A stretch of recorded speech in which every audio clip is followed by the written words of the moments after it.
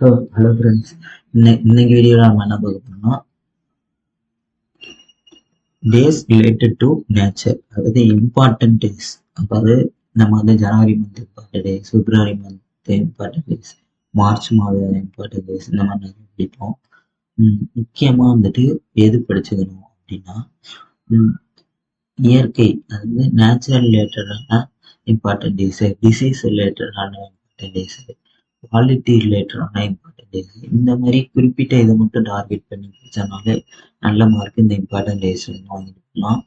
ஏன்னா அதுலேருந்து தான் கேட்பாங்க. நம்ம எல்லா மந்த் வைஸும் படிக்கிறதுல நேச்சர் ரிலேட்டடாக, டிசீஸ் ரிலேட்டட் இந்த மாதிரி டார்கெட் பண்ணி படிச்சோம்னா நல்ல மார்க் வாங்கிடலாம்.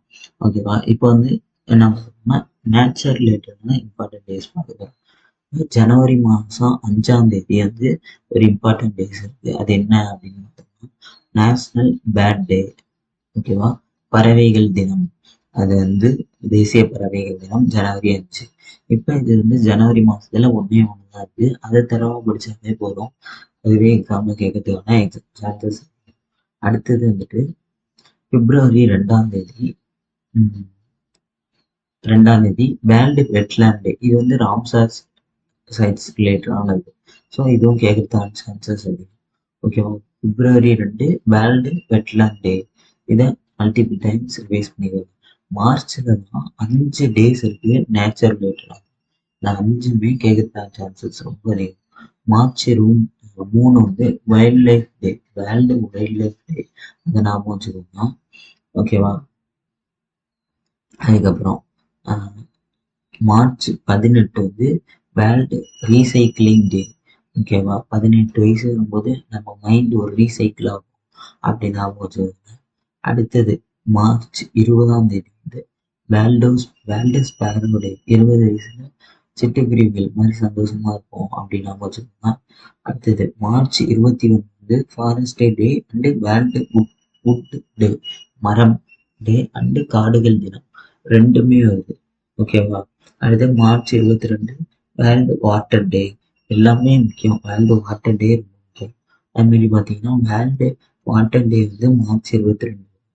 அதே மாதிரி எர்த் டே பார்த்தீங்கன்னா April 22. March 22 world water day, April 22 earth day. ஓகேவா? ஃபாரஸ்ட் டேனா மார்ச் 21. ஓகே, இதெல்லாம் தரவா படிச்சிருக்கோம். வேர்ல்டு வைல்ட் லைஃப் டேனா மார்ச் 3. வைல்டு ஃபாரஸ்ட்ரி டேனா March 21.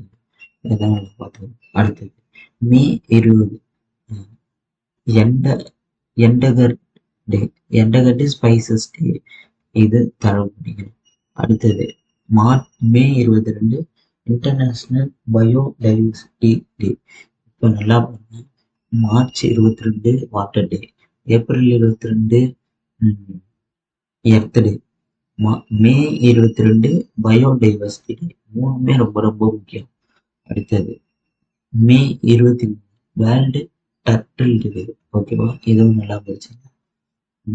Next June 5 world environment day. அது மாதிரி பார்த்தோம். ஜனவரி 5 நேஷனல் பேர்ட் டே படித்தோம். அது மாதிரி பார்த்தோம்னா ஜூன் 5 வேர்ல்டு என்விரான்மெண்ட் டே. ரொம்ப ரொம்ப முக்கியமான டே, அதிக தடவை எக்ஸாம்ல கேட்ட டே. அடுத்தது ஜூன் 17 டே வந்து என்ன டே அப்படின்னா world day to combat desertification day. ஓகேவா? இந்த டே வந்து எப்போ அப்படின்னு கேட்டாங்கன்னா ஜூன் 17. அடுத்தது ஜூலை 26 வந்து இன்டர்நேஷனல் மேங்க்ரூவ் டே. ஓகேவா? மேங்க்ரூவ் ஃபாரஸ்ட் இதெல்லாம் முடிச்சிருக்கோம்னா அந்த டே. இப்போ ஜூலை 26. அடுத்தது ஜூலை 29. இது எல்லாருமே தெரிஞ்சது, எக்ஸாம்ல கேட்டது. International tiger day. ஜூலை மாசம்னா டைகர் டேவும் மேங்க்ரூவ் டேவும் வருது. 26, 29. அடுத்தது ஆகஸ்ட் 10 லயன் டே, சிங்கம். அது ஆகஸ்ட் 12 எலிஃபண்ட். ஓகேவா? ஆகஸ்ட் 10 வந்து லயனு. அதுக்கு விட்டா மொத்தமா எலிஃபண்ட் டே ஆகஸ்ட் 12. இது ரெண்டும் ரொம்ப முக்கியம். அதுவும் எலிஃபண்ட் டே ரொம்ப ரொம்ப முக்கியம். அடுத்தது செப்டம்பர் மாதத்துல தான் ஓசோன் டே வரும், செப்டம்பர் 16. அதுமாரி செப்டம்பர் 22 ரினோ டே, இந்த காண்டா பெருமா அந்த டே நினைக்கிறேன். அடுத்தது அக்டோபர் வந்து 1 to 7 அது வந்து வைல்ட் லைஃப் வீக் அப்படின்னு சொல்லுவாங்க. மார்ச் 3 வந்து வைல்ட் லைஃப் டே. அதே மாதிரி அக்டோபர் 1 டு 7 வரைக்கும் வைல்ட் லைஃப் வீக். ஓகேவா? அடுத்தது இன்டர்நேஷனல் ஸ்னோ லீப்பர் டே. அது எப்போ அப்படின்னு கேட்டீங்கன்னா அக்டோபர் 23ஆம் தேதி. ஓகேவா? அக்டோபர் 23 இன்டர்நேஷனல் ஸ்னோ லீப்பர் டே. நாம வச்சுக்கோங்க. அடுத்தது டிசம்பர் 11 வந்து இன்டர்நேஷனல் மவுண்டைன் டே. ஓகேவா? நவம்பர் மாதம் எதுவுமே கிடையாது. அதாவது நேச்சர் ரிலேட்டடான டேஸ். ஆனால் டிசம்பர் மாதம் இருக்கு, இன்டர்நேஷனல் மவுண்டைன் டே இருக்கு. ஓகேவா? இப்போ இதோட நம்ம என்னென்ன பார்த்துருக்கோம் அப்படின்னா நேச்சர் ரிலேட்டடான இம்பார்ட்டன்ட் டேஸ் அதை மட்டும் எடுத்துருக்கோம். இதை மல்டிபிள் டைம்ஸ் ரிவைஸ் பண்ணிட்டு எக்ஸாம் போயிடுங்க. கண்டிப்பாக நல்ல மார்க் ஸ்கோர் பண்ணுறதுக்கான சான்சஸ் இருக்கு. நெக்ஸ்ட் வீடியோவில் டிசீஸ் ரிலேட்டடானது பார்ப்போம். Thank you friends.